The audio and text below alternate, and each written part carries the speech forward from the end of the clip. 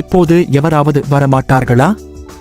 எங்களை காப்பாற்ற யாராவது தோன்றிவிட மாட்டார்களா என்ற ஏக்கம் உலகின் உள்ளத்தில் இடம் பிடிக்கும். அந்த வெற்றிடத்தை பயன்படுத்தி ஒரு அதிபுத்திசாலி தலைவன் வெளிப்படுவான். தன்னை சமாதானத்துக்கான தூதராக காட்சிப்படுத்துவான்.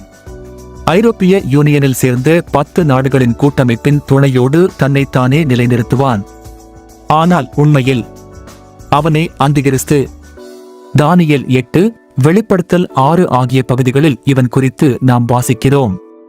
அந்திகிறிஸ்துவே முதலாம் முத்திரை உடைக்கப்படும் போது வெள்ளை குதிரையில் தோன்றி வரும் தலைவன்.